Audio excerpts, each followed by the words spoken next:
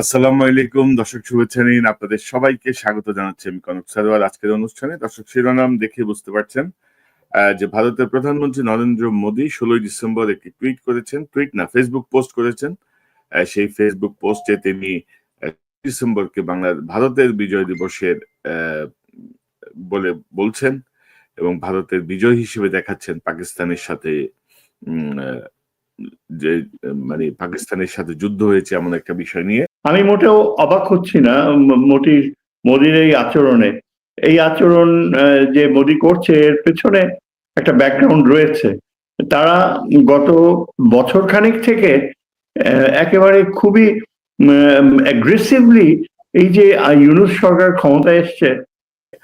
তো এই বিষয়টা নিয়ে আমরা একটু কথা বলবো। বাংলাদেশের বিজয় দিবস নিয়ে ভারতের এই যে টানাটানি শুরু হয়েছে, এর মধ্যে ভারতের আরেক নেতা বিরোধী দলের রাহুল গান্ধী, তিনিও একই রকম টুইট করেছেন।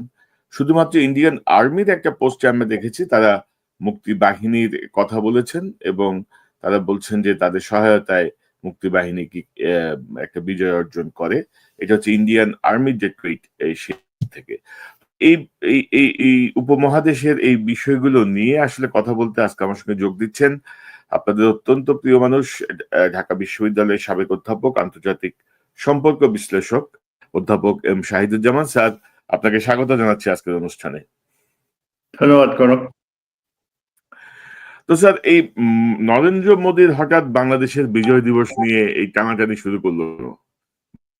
ইন্ডিয়া স্যার ৭৮ বছরের যে স্বাধীনতা, সেই স্বাধীনতা কিন্তু স্যার তারা আহ, একমাত্র আমি তো বলবো 71-এ মানে মিত্র বাহিনীর মতো করে বা পাকিস্তানের সাথে ৩রা ডিসেম্বর থেকে যে যে স্বল্পমেয়াদী যে যুদ্ধ, যেটা মূলত বাংলাদেশের মুক্তিযোদ্ধারাই মূলত মানে ৯০ ভাগ মানে কাজ করে ফেলছিল, সেটাকে নিয়ে তারা এখন তাদের বিজয় দাবি করতেছে। ৭৮ বছরে কিন্তু ভারত পাকিস্তানের সাথে খুব বেশি সুবিধা করতে পারেনি।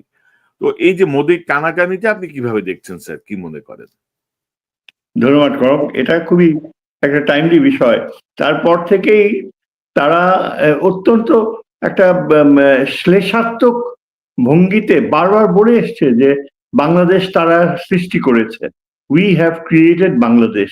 এবং এটা অত্যন্ত অ্যারোগেন্ট ও অত্যন্ত মানে আপত্তিজনক টোনে তারা সবসময় এটা বলে আসে। এবং শুধু যে এই মোদি তাই নয়, ভারতীয় রিটায়ার্ড জেনারেলসরা, রিটায়ার্ড কূটনীতিকরা, এমনকি কিছু কিছু ক্ষেত্রে বিশ্ববিদ্যালয়ের অধ্যাপক বা বিশেষজ্ঞ, এরাও মানে এবং স্পেশালি নবীন বয়স্ক কিছু অত্যন্ত উগ্র জাতীয়তাবাদী ধারণার যারা ব্যক্তি, যারা বাংলাদেশের ব্যাপারে তাদের যে তাচ্ছিল্য, সেই তাচ্ছিল্য তারা তুলে ধরে আমরা বাংলাদেশ সৃষ্টি করেছি, বাংলাদেশ হতো না। যে এটা প্রমাণ করে ভারতের চিরন্তন মিথ্যাবাদী চরিত্র, যেটা আমরা নেহেরুর সময় থেকে যে চরিত্র সৃষ্টি হয়েছে তার মৃত্যুর পর থেকে, সেই চরিত্র সবসময় তারা এই উপমহাদেশে নিজেদের নৈতিক অস্তিত্বকে সামনে তুলে ধরতে চেষ্টা করেছে। এবং পরবর্তীতে এই মোদী সরকার বা বিজেপি সরকার আসার পর থেকে তাদের যে মিথ্যাচার, হিন্দুত্ববাদী চিন্তাধারা এবং অখণ্ড ভারতের যে আরএসএস চেতনা, এগুলোকে জাস্টিফাই করার জন্য ভারতের এই ধরনের যে প্রক্রিয়া, সেটা আমরা দেখে আসছি। উই হ্যাভ ক্রিয়েটেড বাংলাদেশ বলার সাথে সাথেই যা চলে আসে, সেখানে আমাদের মুক্তি বাহিনী তাদের চোখে অনেকটা অদৃশ্য হয়ে যায়। এবং তাদের চিন্তাধারায় এটা এই যে তাদের থিঙ্ক ট্যাঙ্ক গুলো যে বসে, আমরা প্রায়ই এই মাঝে মাঝে তাদের পোস্ট ইয়েতে ইউটিউবে তাদের আলোচনাগুলো দেখি। রিসেন্টলি তাদের যেসব কথোপকথন, সেখানে তারা পুরো বিষয়টাকে মোরালাইজ করে যে যে বাংলাদেশকে আমরা সৃষ্টি করেছি, উই হ্যাভ ক্রিয়েটেড, তারা কেন আমাদের মতো করে চলবে না।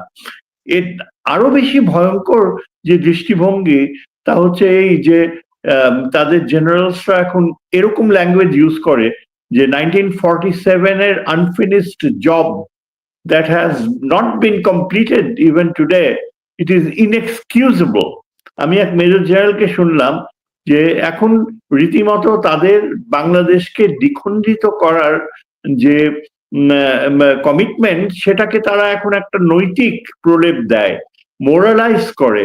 1947 এর আনফিনিশড জব, ইট ইজ ইনএক্সকিউজেবল শব্দটা যখন ব্যবহার করে, তখন বোঝা যায় যে কতখানি তারা সিরিয়াসলি চিন্তা করছে যে বাংলাদেশের এই বর্তমান যে সীমান্ত, সীমারেখা, সেটা তাদের জন্য অগ্রহণযোগ্য। আমরা সবাই জানি যে 1947 সালে আমরা একটা খুবই দ্রুত গতিতে যে সার্জিক্যাল অপারেশন করা হয়েছিল মাউন্ট ব্যাটেনের দ্বারা, এবং যেখানে জিন্না একটা রোল প্লে করছিল, তার নিশ্চিত মৃত্যু সামনে রয়েছে, সেটাকে সামনে ধরে আবার অপরদিকে গান্ধী আর নেহেরু মিলে যেভাবে চিন্তা করেছিল, তারা কখনো কিন্তু এই যে পূর্ব পাকিস্তান বলতে যা জন্মেছিল, এই সীমান্তকে তারা কখনো মনে প্রাণে মেনে নেয়নি। আমরা নেহেরুর কিছু কিছু বক্তব্যে বাক্যগুলো আমরা দেখেছি যে এটা একটা টেম্পোরারি অ্যারেঞ্জমেন্ট, এবং তারা এখন যে ভাষায় কথা বলে, তারা যেমন পার্বত্য চট্টগ্রাম, যেহেতু এখানে মুসলিম মেজরিটি নেই, সেটাকে তারা এক্সকিউজ হিসেবে ব্যবহার করে যে এটা তো কোনোভাবেই বাংলাদেশের অংশ হিসেবে থাকাটা সমীচীন না। এইরকম কথা কারা বলে? বলে রিটায়ার্ড জেনারেলসরা। কেননা তাদের এখনকার রণকৌশল হচ্ছে যে যতদিন না পার্বত্য চট্টগ্রাম, যতদিন না তাদের ওই চিকেন স্নেকের অংশটুকু বৃদ্ধি পায়, ততদিন উত্তর পূর্বে নর্থ ইস্ট সিকিউর হচ্ছে না। তারা এখন এটা পিওরলি একটা সামরিক চিন্তা হিসেবে দেখে যে 1947-এ যেটা একটা টেম্পোরারি অ্যারেঞ্জমেন্ট হবার কথা ছিল, সেটা এখন পূর্ণতা পায়নি। কেন 71 সালে এটা মীমাংসিত হয়ে যায়নি যে রংপুর ডিভিশনটা তাদের অংশ হয়ে যাবে? এখনো তারা বলে যে ওই রংপুরে নাকি 40% হিন্দু পপুলেশন, সুতরাং 40% হিন্দু পপুলেশন থাকলে এখানে তারা জিওপলিটিক্যাল গ্রাউন্ডসে চিকেন স্নেককে 120 কিলোমিটার মাত্রায় বৃদ্ধি করাটা তারা মনে করে যে এটা তাদের নৈতিক দায়িত্ব। আর পার্বত্য চট্টগ্রামের ব্যাপারটা হচ্ছে যে এটাকে তো তারা একেবারে ধরেই নিয়েছে যে বঙ্গোপসাগর থেকে ত্রিপুরায় যেতে হলে পার্বত্য চট্টগ্রাম যদি তাদের নিয়ন্ত্রণে থাকে, তাহলে নর্থ ইস্টের নিয়ন্ত্রণ তাদের জন্য অনেক সহজ হয়ে যায়। এগুলো কিন্তু কাল্পনিক ধারণা নয়। আজকে নরেন্দ্র মোদীর যে ভাষা আমরা দেখতে পাচ্ছি যে 1971 সালে বাংলাদেশের অভ্যুদয়ে, সেখানে সত্যিকার অর্থে যদি নিউট্রাল চিন্তাধারায় চিন্তা করা হয়, ভারত অনেক পরে মুক্তি যুদ্ধে বা পাকিস্তানের বিরুদ্ধে যুদ্ধে যাওয়ার সিদ্ধান্ত নেয়। যে যুদ্ধটা আমাদের মুক্তিবাহিনী করেছে, আস্তে আস্তে গ্র্যাজুয়ালি পাকিস্তানের যে সামর্থ্য, যে মনোবল, যেটাকে ভেঙে দিয়েছে আমাদের মুক্তিবাহিনী, যার ফলে এটা বোঝা যায় মুক্তিবাহিনী প্রমাণ করতে পেরেছে যে পাকিস্তানের সেনাবাহিনী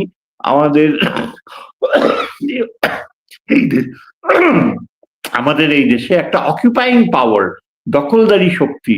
এবং সেটা যখন অগস্ট, সেপ্টেম্বর, অক্টোবরের মধ্যে আরো দৃঢ়তা অর্জন করে, যখন ভারত নিশ্চিত হয়েছে যে বাংলাদেশে পাকিস্তানের সামরিক বাহিনী অকুপাইং পাওয়ার হিসাবে মোটেও টিকে থাকার সম্ভাবনা নেই, সেই নিশ্চয়তা হবার পরেই কিন্তু ভারত যুদ্ধে যাওয়ার সিদ্ধান্ত নিয়েছে। জেনারেল ম্যানেকশর বিভিন্ন রকমের আচরণ, মিসেস গান্ধীর সাথে তার যে কথোপকথন, সমস্ত কিছুই প্রমাণ করে যে মুক্তিবাহিনী যদি পজিটিভলি পাকিস্তানের সামরিক বাহিনীকে ধ্বংস করার পথে একটা বড় সাহসী অ্যাডভান্স না করত, তাহলে কিন্তু ভারত এই পাকিস্তানের সাথে এই যুদ্ধে যাওয়ার কোনো সম্ভাবনাই থাকতো না।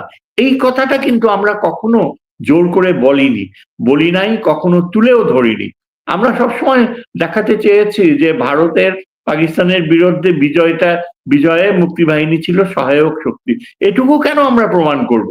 আমাদের তো তুলে ধরতে হবে এই কথা যে ভারত যে পাকিস্তানের বিরুদ্ধে যুদ্ধে নেমেছে, সেই সিদ্ধান্ত গ্রহণ সম্ভব হয়েছে কেননা পুরো গ্রাউন্ড ওয়ার্ক মুক্তিবাহিনী তখন করে ফেলেছে। হয়তো আমাদের আরো কিছুটা বিলম্ব হতো, কিন্তু আমাদের মুক্তিবাহিনী যে পরিস্থিতি তৈরি করেছিল, সেখানে পাকিস্তানের সামরিক বাহিনী পাকিস্তানের মতো একটা সীমিত অর্থনৈতিক সামর্থ্যের দেশ, যেখানে পাকিস্তান ডিপ্লোম্যাটিক আইসোলেশনের সম্মুখীন হয়েছিল, যেখানে পাকিস্তান বলতে গেলে দীর্ঘদিন এই যুদ্ধ চালিয়ে যাওয়ার মতো তার অর্থনৈতিক সামর্থ্য মোটেও থাকতো না, সেখানে আমরা ওদেরকে গ্র্যাজুয়ালি, হয়তো আরেকটা বছর সময় লাগতো, কিন্তু ইভেনচুয়ালি তারা এই দেশ ছেড়ে পালাতো। আমেরিকা যদি আফগানিস্তান ছেড়ে চলে যেতে বাধ্য হয়, তখন কোনো কারণ ছিল না যে সেই পরিস্থিতিতে, আর বাংলাদেশের জনগণ তখন আরো দৃঢ়তার সাথে ঝাঁপিয়ে, সেই সুযোগটা ভারত নিয়েছে। ভারত এখানে এসে তারা শুধু শেষ মুহূর্তেই, তারা যে মাত্র 2 সপ্তাহ, হয়তো বেশি হবে না, তারা এই যে তাদের সামরিক বাহিনী ব্যবহার করেছে, সেটা একটা বলতে গেলে cleaning up, finishing the job, এরকম কিছু বলতে পারতো। এবং সেটা তো তারা এমনিতে করেনি, মাসের পর মাস, 3টা মাস তারা পাকিস্তানের সারেন্ডার করা যত অস্ত্র শস্ত্র সমস্ত কিছু তারা এখান থেকে সরিয়ে নিয়েছে। ট্রাকের পর ট্রাক, দিন রাত তারা কার্পেটস, এয়ার কন্ডিশনিং মেশিনস, ফার্নিচার্স কিছু বাদ রাখেনি। মানে এত নোংরামি চরম সীমায় ভারত গিয়েছে, এবং যেটা প্রমাণ করে যে ওই মুক্তিযুদ্ধে ভারত আমাদের সত্যিকার অর্থে কোনো সহায়ক শক্তি ছিল না, ভারত নিজেই একটা অকুপাইং পাওয়ার ছিল। তার সর্বোচ্চ প্রমাণ হচ্ছে যে আমাদের major Jalil, sector commander major Jalil গুলি করতে বাধ্য হয়েছে তার সামরিক যে শক্তিকে নিয়ে। ভারতীয় বাহিনীর সাথে সামনাসামনি যুদ্ধ হয়েছে, এবং তারপর হি ওয়াজ ক্যাপচার্ড, তাকে যশোর ক্যান্টনমেন্টে রেখে দিয়েছিল মৃত হিসাবে। এই মেজর জলিল, যিনি একজন সাহসী মুক্তিযোদ্ধা ছিলেন, যার কথা আমাদের স্মরণ করা উচিত, 16ই ডিসেম্বরে মনে করা উচিত। He is the symbol of বাংলাদেশের resistance to Indian occupation of Bangladesh. তিনি হচ্ছে আমাদের সবচেয়ে উৎকৃষ্ট প্রমাণ যে আমরা শুধুমাত্র পাকিস্তানকেই পরাজিত করিনি, আমরা ভারতীয় বাহিনীকে আমরা যেতে বাধ্য করেছি। এটা অসম্পূর্ণ যদি শুধু বলা হয় যে শেখ মুজিবের কথায় পাকিস্তান আর্মি, ভারতীয় বাহিনী চলে গিয়েছিল। হ্যাঁ, সেটা একটা গুরুত্বপূর্ণ অংশ ছিল, কিন্তু ভারতীয় বাহিনী এটাও জানতো যে বাংলাদেশে যে সামরিক সামর্থ্য রয়েছে, যে মুক্তিবাহিনী রয়েছে, তারা কোনোভাবেই ভারতীয় বাহিনীর উপস্থিতি একসেপ্ট করবে না। সুতরাং এই বাস্তবতাগুলো কিন্তু আমাদের মনে রাখতে হবে। আজকে আমরা দেখি, আজকে এই দিনে 2025-এর ডিসেম্বরে যে ভারত যে অবস্থান নিয়েছে, সেটাই স্বাভাবিক, সেটাই কারণ আমরা জানি যে ভারতের সাথে আমাদের সম্পর্কের ক্ষেত্রে গুণগত পরিবর্তন আনা অপরিহার্য। আজকে ভারত কিছুতেই যে এই যে 16 বছরের আধিপত্য শেখ হাসিনার মাধ্যমে বাংলাদেশের উপর তার যে নিয়ন্ত্রণ, একটা মিথ সে বজায় রাখতে চায়, এবং যার পেছনে নরেন্দ্র মোদী, এই যে তাদের অজিত দোভালের মতো এই ধরনের ভয়াবহ চিন্তাধারার মানুষ, যারা পারিপার্শ্বিক অ্যাটমসফিয়ারকে একটা মানে দূষিত করে রাখতে চায়, যারা স্বাভাবিক নেইবারলি রিলেশনসে মোটেও বিশ্বাস করে না, তাদের কাছ থেকে আপনি কি প্রত্যাশা করতে পারেন? আমরা ভেবেছিলাম যখন হাসিনা রিমুভড হয়েছে, 1টা বছর চলে গিয়েছে, ভারতের এই ধরনের অ্যাটিটিউড থাকার কথা যে তারা বাংলাদেশকে একটা সার্বভৌম দেশ হিসেবে মেনে নিবে। তারা যখন দেখছে যে অন্যান্য দেশগুলো সার্ক অঞ্চলে, তাদের সাথে আমাদের অত্যন্ত উষ্ণ সম্পর্ক, সেই প্রেক্ষাপটে ভারত কোনো পরিবর্তন আনেনি, বরং ভারতের যে হঠকারিতা, আজকে এই প্রেক্ষাপটে আমরা দেখতে পাচ্ছি যে বাংলাদেশের ভিতর থেকে একটা গুণগত পরিবর্তন নিয়ে আসছে আমাদের নতুন প্রজন্ম, এবং এদের কথা না বলে পারা যায় না। এই যে বলেন, প্রজন্মের এই জায়গাটি আসছি স্যার, আপনি যেটি বলছিলেন যে আমাদের মুক্তিযুদ্ধ ছিল আসলে ভারতের জন্য একটা লাভজনক ব্যবসা। মানে শরণার্থীদের আশ্রয় দিয়ে বিদেশিদের কাছ থেকে যে পরিমাণ অনুদান তারা সংগ্রহ করেছে, তার সিকিভাগে কিন্তু খরচ হয় নাই আমাদের শরণার্থীদের পেছনে।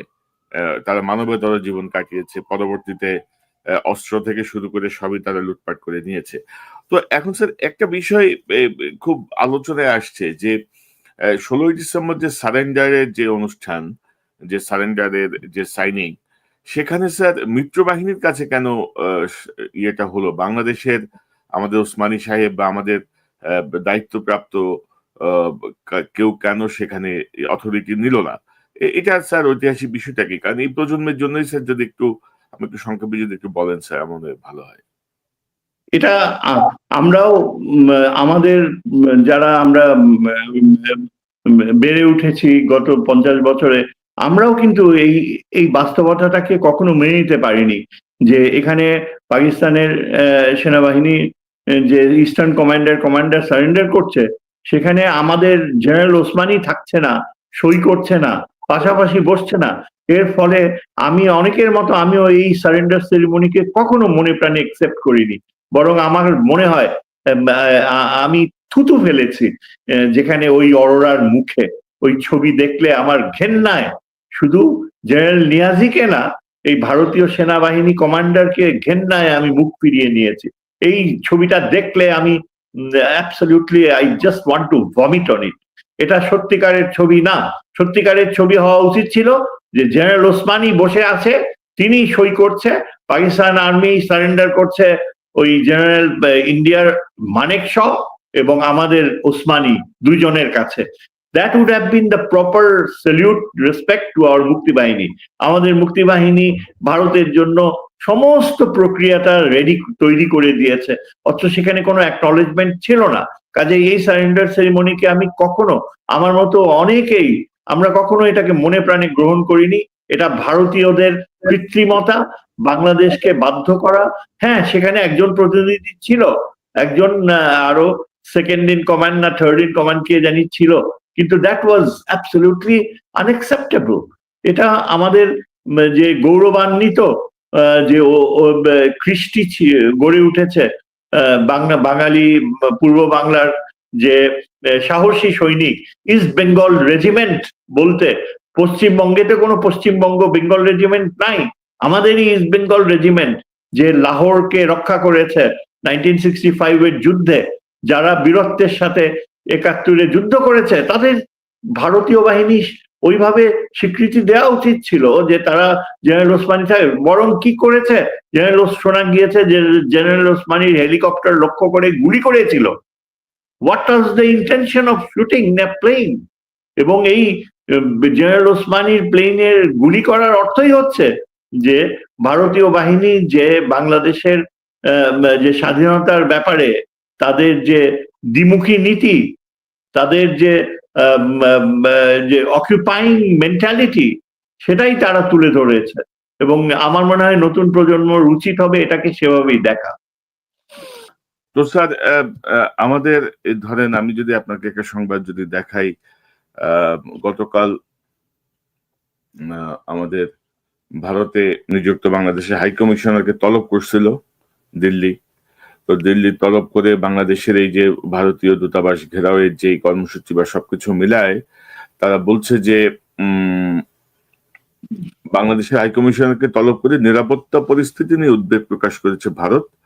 আজ বুধবার দুপুরে বাংলাদেশের হাই কমিশনার এম রিয়াজ হামিদুল্লাহকে তলব করে এই বিষয়ে উদ্বেগের কথা জানানো হয়। বাংলাদেশের অন্তর্বর্তীকালীন সরকার তার কূটনৈতিক নিয়ম অনুযায়ী বাংলাদেশে মিশন ও পোস্টের নিরাপত্তা নিশ্চিত করবে বলে আশা করছে ভারত।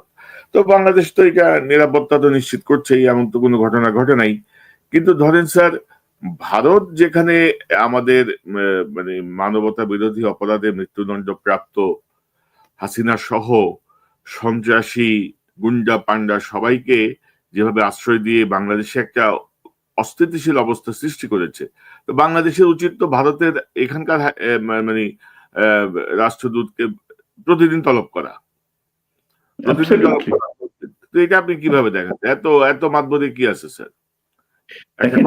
এটা ভারতীয় কূটনীতি যে কতখানি মিথ্যাচার বাংলাদেশ ভারত সম্পর্ককে তারা যে কত বড় মিথ্যাচারের উপর ভিত্তি করে টেনে নিচ্ছে, এটা মানে এইসব এক্সাম্পল থেকেই বোঝা যায়।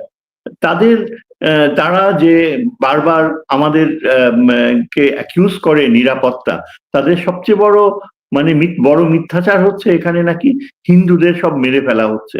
Minorities are not safe. পরশুদিনও তাদের এক বাঙালি এক ছেলে দীপক ধর নাকি নাম একটা বই লিখেছে, বিসমিল্লাহ ইউনুস সরকার নাকি এই ধরনের একটা বই। সেখানে এক বাংলাদেশি লোক, কত বড় বেইমান ট্রেইটার, শহীদুল আলম খোকন নাম, সে কথা বলছিল ওই সেমিনারে, এবং তারা দাবি করছে যে বাংলাদেশে নাকি এখন মানে খালি হিন্দুদের সব মেরে ফেলা হচ্ছে, মাইনরিটিসরা সব শেষ হয়ে যাচ্ছে। এবং এত বড় মিথ্যাচার তারা যে করে, তারা কি চিন্তা করে যে এখানে বিদেশি কূটনীতিকরা রয়েছে, western diplomats R here, American, European union, তারা সব দেখে, তাদের ইন্টেলিজেন্সও রয়েছে, এবং ভারতের এই মিথ্যাচার ধারাবাহিক ভাবে চলে আসছে।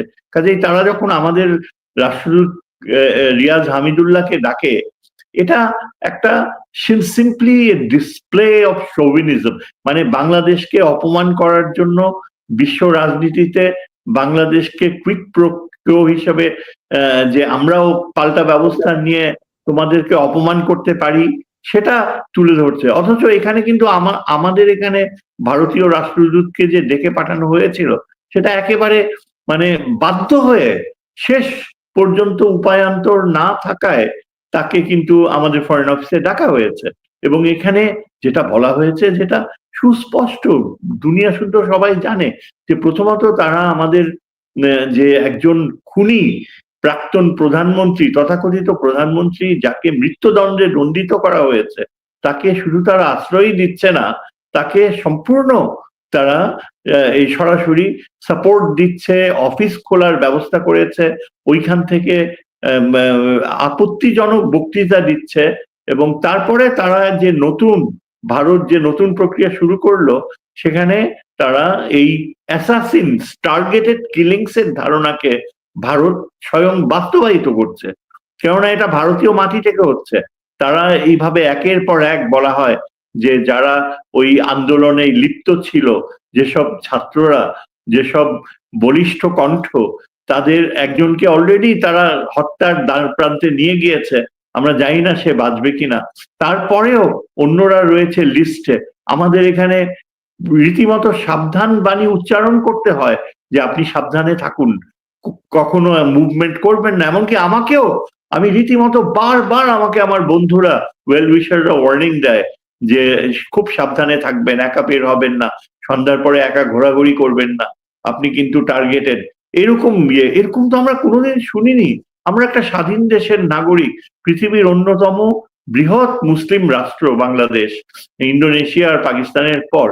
আমাদেরকে ভারত এরকম রক্তচক্ষু দেখায়। 1 বছর হয়ে গিয়েছে, Hasina is a condemned criminal, তাকে ফেরত পাঠালো না, না পাঠিয়ে নরেন্দ্র মোদী ও ভারত সরকার এখন এখানে টার্গেটেড কিলিং। এটা কিন্তু আন্তর্জাতিক সন্ত্রাস। আমাদের যেটা করা উচিত, এটা ডক্টর মাহমুদুর রহমান ঠিকই বলেছে যে এটা আন্তর্জাতিক সংস্থায় নিয়ে যাওয়া উচিত, আন্তর্জাতিক সংস্থায় সরাসরি বিষয়টা উত্থাপন করা উচিত যে ভারত বাংলাদেশে অলিখিত একটা টেররিস্ট প্রক্রিয়া শুরু করেছে। আজকে আমরাই পারবো সবচেয়ে ভালো আন্তর্জাতিক বিশ্বে তুলে ধরতে যে দক্ষিণ এশিয়ায় আসল সন্ত্রাসী রাষ্ট্র হচ্ছে ভারত, পাকিস্তান নয়। পাকিস্তান ভারতের দ্বারা নিগৃহীত, পানিশড। তারপর শ্রীলঙ্কা ভারত দ্বারা আক্রান্ত হয়েছে, নেপাল আক্রান্ত হচ্ছে, ভুটানকেও এখন শোনা যায় তারা নাকি দখল করে নিবে, অংশ করে নেবে, এরকম পায়তারা করছে। আর বাংলাদেশের প্রতি তাদের যে আচরণ, এটা আমরা যদি এখন এই সময়টাই উচিত। কিন্তু আমাদের এখানে আনফর্চুনেটলি আপনি দেখেন, সবচেয়ে বড় বাধা হচ্ছে there is this unknown fear of India, যে ভারতকে ছাড়া টেকা যাবে না। ভারত এটা বোঝেও জানে যে বাংলাদেশের দুর্বলতা রয়েছে, যে বাংলাদেশের মধ্যে একটা পপুলেশন, শুধুমাত্র আওয়ামী লীগ নয়, আওয়ামী লীগ তো অলরেডি আপনার as a fascist government, fascist system, Awami League এখন ভারতীয় রাজনৈতিক কালচারের একটা অংশ। আওয়ামী লীগ কিন্তু বাংলাদেশে বিলং করে না, আওয়ামী লীগ হচ্ছে এখন একটা ভারতীয় অঙ্গ সংস্থান, এবং এদের কাজ হচ্ছে সরাসরি এখন বাংলাদেশকে ভারতের অঙ্গরাজ্যে পরিণত করা। এছাড়া আর আওয়ামী লীগকে ভবিষ্যতে চিন্তাই করা যায় না। সুতরাং এই ধরনের বাস্তবতাগুলো স্যার, আমার একটা জিজ্ঞাসা, যে ধরেন হাসিনার দ্বারা ভারত যেভাবে বাংলাদেশে একটা নিয়ন্ত্রণ প্রতিষ্ঠা করছিল, এই অন্তর্বর্তীকালীন সরকার ক্ষমতায় আসার পরে সে নিয়ন্ত্রণ থেকে কি আমরা আসলে বের হয়ে আসতে পারছি? অন্তর্বর্তীকালীন সরকারও কি ভারতের জুজুর ভয়ে নাই? কারণ ইউনূস সাহেব দুই একটা কথাবার্তা বলে একটু পপুলারিটি পেয়ে গিয়েছিলেন যে না ভারত ইয়ে করবে। তো আহ, অনেকে মনে করেন যে ইউনূস সাহেব না থাকলে হয়তো ভারতের আগ্রাসী তৎপরতা আর একটু বাড়তো, বা মানে এসব মিলে কি মনে করেন এই সরকার কি মানে কোনো গুণগত কোনো পরিবর্তনের জায়গায় আসছে? আমরা তো দেখি যে অজিত দোভালের সঙ্গে বৈঠক, আমাদের নিরাপত্তা উপদেষ্টা 2 দিন আগে চলে যান দৌড় দিয়ে। হ্যাঁ, 2 দিন আগে, মানে যেখানে এক সকালে গেলেই হয়, উনি 2 দিন আগে যে হাজির হয়ে গেছেন। তো এই যে ধরেন বিষয়গুলো, এটা আপনি কিভাবে দেখেন? দেখেন, Kanak, it is very easy to be very critical এই সরকারের ব্যাপারে। তুমি যেভাবে ইন্ডিকেট করছো যে যেভাবে তারা আমাদের স্বার্থর ব্যাপারে সচেতন নয়, সেটা বলা সহজ, কিন্তু আমি তারপরও আমি বলবো যে আমি এই স্যার সরকার না থাকলে মানে ইন্ডিয়া নিয়ে আমাদের অবস্থানটা কি কি হলো, মানে এই সরকারের কি গুণগত কি পরিবর্তন হলো, মানে ইন্ডিয়ান দেখেন, ইস্যুতে? হ্যাঁ, আমি আমি তাহলে কিছুটা বলি। হ্যাঁ, এই সরকারের লিমিটেশনস রয়েছে, তুমি যেটা বললা, যে এই যে ডক্টর খলিলুর রহমান দোহায় গেল, তারপর কিছু একটা মানে কি হলো বোঝা গেল, কিন্তু তারপরেও আমি বলবো যে প্রফেসর ইউনূস থাকার ফলে কিন্তু একটা বিশাল রিটার্ন টু নর্মাল রিলেশনশিপ যেভাবে হওয়া উচিত সেই পথে আমরা যেতে পেরেছি। আমি তাও বলবো যে আমাদের পররাষ্ট্র উপদেষ্টার হাজারো সীমাবদ্ধতা থাকতে পারে, তার ইংরেজি উচ্চারণ বা কথা বলা বা আমেরিকা বা ওয়েস্টার্ন এক্সপেরিয়েন্সের অভাব থাকতে পারে, কিন্তু তারপরেও আমি বলবো যে এই সরকার কিন্তু মানে সোজাসুজি অনেকটা একরোখা অবস্থান যে নিয়েছে সেটা বজায় রাখতে পেরেছে। কেননা ভারত যেটা চেয়েছিল যে প্রফেসর ইউনূসকে বিদায় করতে যথাশীঘ্র তাকে একটা মানে মানে রীতিমতো মোল্লা বানাতে, জামাতি বানাতে, সেগুলো যখন ভারত পারেনি, মোদী যখন অনেক চেষ্টা করেছে আইসোলেট করতে, আমাদের সাথে সমস্ত বাণিজ্য বন্ধ করে দিয়ে, আমাদের সমস্ত ভিসা ব্যবস্থা বন্ধ করে দিয়ে, মোদী এক্সপেক্ট করেছিল যে বাংলাদেশের অর্থনীতি কলাপস করবে। কলাপস তো করেনি, বরং আমার যেটা সবচেয়ে বড় কৃতিত্ব মনে হয় এই সরকারের, যে আমরা সামরিক দিক থেকে আমরা প্রায় পঙ্গু হয়ে গিয়েছিলাম। সেই পঙ্গুত্ব থেকে এই সরকারের কারণেই কিন্তু আমরা নিজের পায়ে দাঁড়াতে পারছি। এখন আমরা যে যে ধরনের সামরিক সরঞ্জাম গুলা ক্রয় করা হচ্ছে এবং যেভাবে সামরিক বাহিনীতে সচেতনতা, আত্মসম্মান বোধ আবার জাগ্রত হচ্ছে, এটা অগ্রাহ্য করার কোনো উপায় নাই। শত সীমাবদ্ধতার পরও আমি বলবো যে চীন, পাকিস্তান, টার্কি, তারপরে এই যে ইউরো ফাইটার ক্রয় করা হচ্ছে ইটালি থেকে, তারপরে এই যে এগুলো এগুলো কিন্তু আমার মনে হয়, অনেকে বলে একজন বামপন্থী নেতা, বাম গুলো খুবই মারাত্মক, বামরা বলে যে খেতে পায় না কেন এইসব যুদ্ধাস্ত্র, কিন্তু এইগুলো প্রয়োজন আমাদের নিবারক গড়ে তোলার জন্য। এবং এই ইউনূস সরকারের সময়ে আমার মনে হয় যে এখন যে পাইপলাইনে আমাদের যে প্রতিরক্ষা সরঞ্জাম গুলো আসছে, দ্য ভেরি ফ্যাক্ট যে আমাদের বাংলাদেশ এয়ারফোর্সের পাইলট পাকিস্তানের বিমান বাহিনী ঘাঁটিতে ট্রেনিং নিচ্ছে, চাইনিজ বিমান ফ্লাই করবে, আমরা আশা করতে পারি যে এটা ভারতের জন্য দুঃস্বপ্ন। আমরা এটা ধরে নিতে পারি যে ভারত ওয়ার্স্ট নাইটমেয়ার যদি তাদের হয়ে থাকে, এটা এইভাবে সৃষ্টি। এখন যেটা আমাদের সীমাবদ্ধতা হচ্ছে, আমি যেহেতু একজন নিরাপত্তা বিশারদ, এখানে আমি এই সুযোগে এই কথাটা না বলে পারছি না যে আমাদের শুধু এই যে পারচেজ গুলো, এগুলো যে এই আইসোলেটেড কেনাকাটা করলে কিন্তু আমাদের নিরাপত্তা হবে না।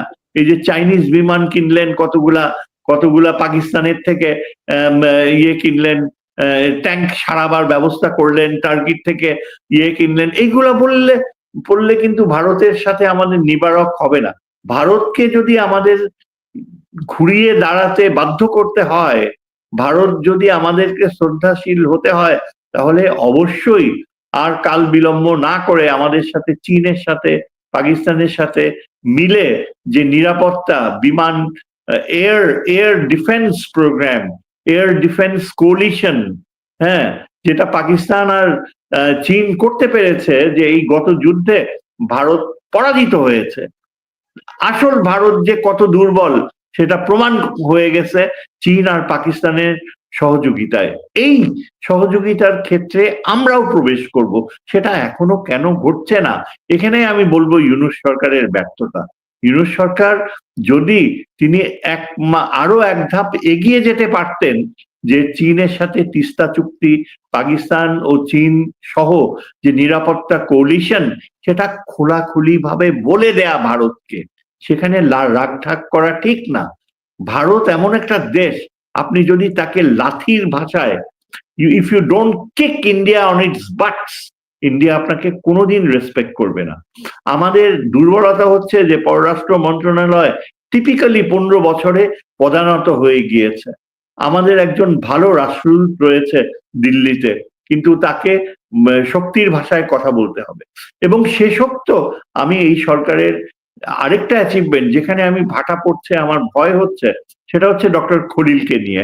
ডক্টর খলিলকে কিন্তু তার যে সহকর্মীরা, তার যে পররাষ্ট্র মন্ত্রণালয়ে তার যে সহযোগীরা, তারা কিন্তু কেউ তার উপরে আস্থা রাখতে চায় নাই। তারা সবাই তাকে দেখেছে অত্যন্ত মেধাবী একজন অপরচুনিস্ট হিসেবে।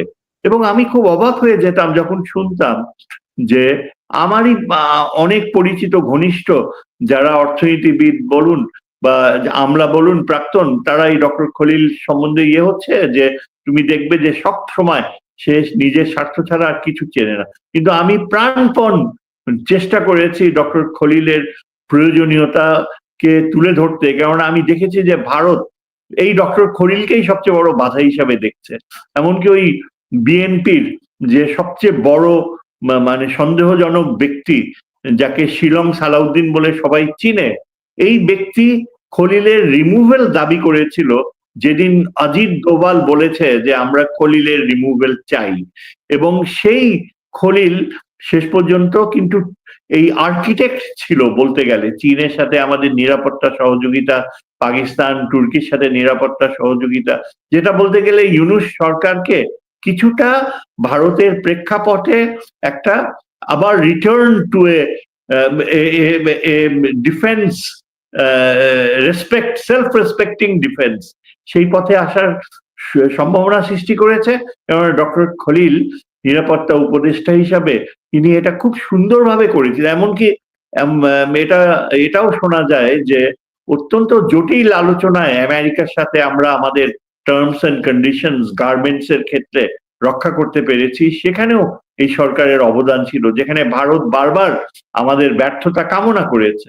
কিন্তু এখন যেটা আপনি একটু আগে বললেন যে হঠাৎ করে এটা শোনা যায় যে খলিল কিছুটা নিষ্ক্রিয় হয়ে গিয়েছে, কেননা তার ধারণা যে আগামীতে এই বিএনপি সরকার ক্ষমতায় আসবে, ক্ষমতায় বসবে এবং হয়তো তাকে আগামীতে কোনো একটা গুরুত্বপূর্ণ পদে হয়তো কন্টিনিউ করার সুযোগ করে দেয়া হবে, এবং সেই জন্য নাকি তিনি ভারতের সাথে এখন একটা আপোষকামী পথে যাচ্ছেন। I am the last person to believe যে এরকম কোনো প্রবণতা থাকবে। তবে এটাও ঠিক যে ইউনূস সরকারের যে এই শেষ কয়েকটি মাস রয়েছে, আগামী 2-3 মাস, ভারতের সাথে আমাদের কোনো ইচ্ছাকৃতভাবে আমরা কোনো কনফ্রন্টেশনে যেতে চাই না। ভারত একটা ছাত্রদের প্রসেশনস বের হয়েছে, ছাত্ররা বলেছে ভারত ভারতীয় দূতাবাস ঘেরাও করবে। এটা শুনে আজকে ভারত তার সম্পূর্ণ ভিসা কার্যক্রম অনির্দিষ্টকালের জন্য বন্ধ করে দিয়েছে। তার মানে ভারত সবসময় ইচ্ছাকৃতভাবে ওভার রিঅ্যাক্ট করে। দেখেন আমাদের তো এটা ঠিক না যে ভারতীয়রা ধোয়া তুলসী পাতা। আমরা তো সবাই জানি আগরতলায় কিভাবে ভারতীয়রা আমাদের বাংলাদেশ মিশন অ্যাটাক করেছিল, ভিতরে ঢুকে তছনছ করে দিয়েছিল। সেখানে তো তাদের পুলিশ থামায় নাই। কলকাতার মিশনে প্রায় দেখা যায় যে ওই যে বিজেপির দল এগিয়ে আসে আমাদের বাংলাদেশ মিশন আক্রমণ করতে। কই সেখানে তো আমরা এমন কিছু করি না, প্রতিবাদ করি না। আমরা তো সেটা ঠান্ডা মাথায় নিয়েছি। ভারতের মতো একটা বড় শক্তি, এই যে মানে তারা চায় যে একটা ক্রাইসিস সৃষ্টি হোক। আজকে আমাদের যে তরুণরা বের হয়ে এসছে, তারা যেভাবে সত্যিকার অর্থে জাতীয়তাবাদ দেখাচ্ছে, তাদেরকে স্যালিউট করা দরকার। আজকে তারা যেসব কথাগুলো তুলে ধরেছে, এই যে এই ছেলেটা আম যে আম আ নেতৃত্ব দিচ্ছে, হ্যাঁ? এরা প্রত্যেকে, হ্যাঁ, প্রত্যেকেই, জি, প্রত্যেকেই কিন্তু তাদের যে বক্তৃতা, সেগুলো বস্তুনিষ্ঠ ছিল, বাস্তবতা ভিত্তিক ছিল, এবং সেখানে আমাদের সেনাবাহিনীর প্রাক্তন অফিসার কর্নেল হাসিন, তিনিও যোগ দিয়েছেন, আমি দেখলাম ইয়েতে। তারপর আমাদের ডক্টর মাহমুদুর রহমান যোগ দিয়েছেন। এরাই হচ্ছে বাংলাদেশের সত্যিকারের জাতীয়তা বোধ, এবং এই জাতীয়তা বোধের প্রতি ডক্টর খলিল, ডক্টর ইউনূস শ্রদ্ধাশীল থাকবে। এতে ভারত আমাদেরকে সম্মান দেবে। ভারতীয়রা দেখতে চায় যে বাংলাদেশের বুকের পাটা কতটুকু। আমরা বুকের পাটা বলতে আমরা এই মানে নেগেটিভ তাচ্ছিল্য বা অ্যাগ্রেসিভনেস সেটা তো প্রকাশ করব না। আমাদের ছেলেরা যা বলছে, তারা মেয়েরা, মেয়ের নেতৃত্ব, তাদের মুখ থেকে যেসব কথা বের হয়ে আসছে, সেটা সুস্পষ্ট একটা স্বাধীন চেতা জাতির স্বাধীনতা উপলব্ধি। এবং এটা কেন হচ্ছে আরো বেশি করে আমি বলি, এই কথাগুলো কিন্তু আরো বলা দরকার। কারণ বিএনপি নামক যে জাতীয়তাবাদী দলকে আমরা চিনে এসেছি এতগুলো বছর, যেই বিএনপি প্রেসিডেন্ট জিয়ার হাতে তৈরি বিএনপি, সেই বিএনপি এখন স্তিমিত হয়ে ভারতের পদলেহনে যে কি মারাত্মকভাবে নেমেছে, একটা স্থবিরতা নেমে এসছে বিএনপিতে। এবং এই তারেক জিয়ার মুখের ভাষা শুনলে অবাক হয়ে যেতে হয়। তারেক জিয়া এখন ঢাকায় এসে তিনি কাদের কথায় বিশ্বাস রাখবে?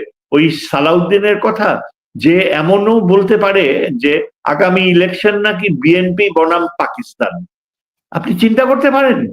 যেখানে আমরা ভারতের দ্বারা আক্রান্ত হচ্ছি প্রত্যেক দিন, এই সালাউদ্দিন নতুন করে একটা ভারতের পক্ষে কথা বলে। আপনি কিভাবে আশা করেন যে আমরা বিএনপির কারো কারো মধ্যে স্যার এক ধরনের ভারত প্রীতি দেখছি, আবার স্যার জামাতও তো স্যার এই প্রতিযোগিতায় আছে, কিন্তু স্যার জামাতও কিন্তু ভারতের কোন নেতা ভারতকে খুশি করা বা ভারতের ব্যাপারে, হ্যাঁ, এটা এটা মোটেও জামাতের জন্য ভালো হবে না। আমি এই আজকে সন্ধ্যার সময় একজন আমাদের সংগ্রামী ছাত্র জোটের এক নেত্রী, তার ভাষা শুনছিলাম। তাকে টেলিভিশনে জিজ্ঞেস করা হচ্ছিল যে আপনারা যে জামাতের সাথে এখন একটা সম্পর্কে যাচ্ছেন, হয়তোবা কোনো একটা ইলেকশন অ্যালায়েন্স হয়ে যেতে পারে, আপনারা কি চিন্তা করে দেখেছেন যে জামাত আপনাদের স্বাধীন চেতা চিন্তাধারার সাথে ঐকমত্য রাখবে কিনা? এটা খুবই ক্রুশিয়াল একটা কোশ্চেন এখন। কারণ জামাতকে চিন্তা করতে হবে যে তারা কিন্তু অনেক দূর এগিয়ে এসছে মানুষের সিম্প্যাথি পেতে। এখন লক্ষ লক্ষ মানুষ জমায়েত হয়। ওই শিলং সালাউদ্দিনের কনস্টিটিউয়েন্সি কক্সবাজারেও আজকে আমরা দেখেছি লক্ষ লক্ষ লোক ইসলামিক পার্টির পক্ষে স্লোগান দিচ্ছে। কিন্তু জামাত যদি এই নির্বুদ্ধিতার পথে যায়, তাহলে Jamaat will have nothing but a great slap on its face. জামাতের এখন চিন্তা করা উচিত, শুধু জামাত না, আমি বলবো যে ইসলামী ঐক্য জোট, ইসলামী অনেকগুলো গ্রুপস আছে, এরাই কিন্তু এখন শেষ ভরসা। আমি তো মনে করি আগামী পার্লামেন্ট যে ইলেক্টেড হবে, সেখানে সবচেয়ে গুরুত্বপূর্ণ প্রেজেন্স থাকা উচিত একদিকে জামাতে ইসলামী, না ইসলামিক গ্রুপস গুলো একসাথে, ইসলামিক গ্রুপস এর মধ্যে জামাত সহ অন্যান্য অ্যালাইজরা, আরেকদিকে বিএনপির অবস্থান যেন থাকে একটা অপোজিশন হিসাবে, তাও একটা সংকীর্ণ অপোজিশন হিসাবে।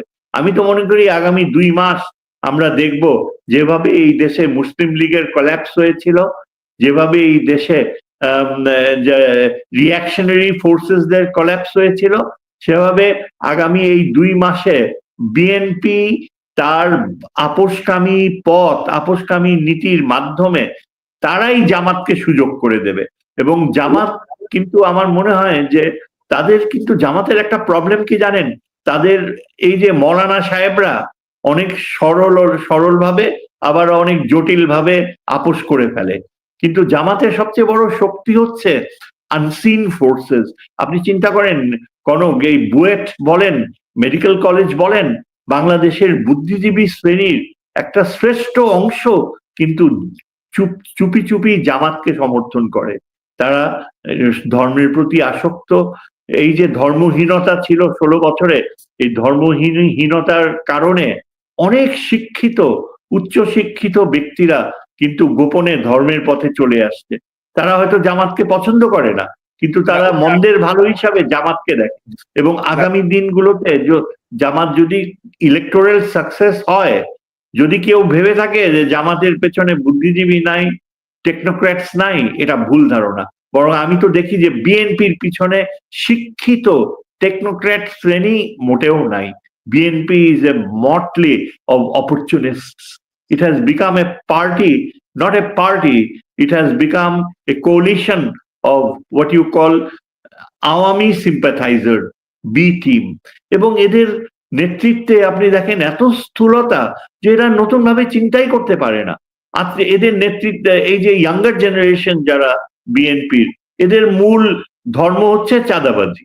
আপনি এদেরকে পুরা টিকে আছে এই দলটা চাঁদাবাজির উপরে, এবং আগামী দিনগুলোতে তাদের সমস্ত ভাগ বাটোয়ারা হবে, সিড গুলো সব ভাগ করা হচ্ছে, সমস্ত কিছু অর্থনৈতিক লেনদেনের ফলে। এগুলো কি টিকে থাকবে? এগুলো কি সাকসেসফুল হবে? আমি তো মনে করি যদি ঈশ্বর আল্লাহ তাআলা উপর থেকে আল্লাহ তাআলার ব্লেসিংস থাকে, তাহলে আমি মনে করি যে সবচেয়ে বড় লাভবান হবে আমাদের সংগ্রামী ছাত্র শ্রেণীরা, যাদের সংগ্রামে ওই অগস্টের বিপ্লব সম্ভব হয়েছে।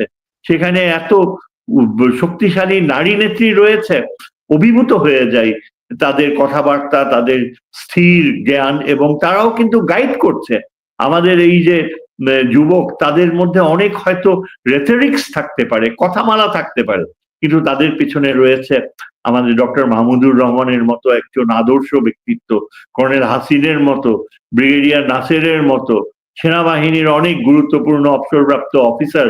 তারা স্যালিউট করে এই যে তরুণ নেতৃত্ব আগামী।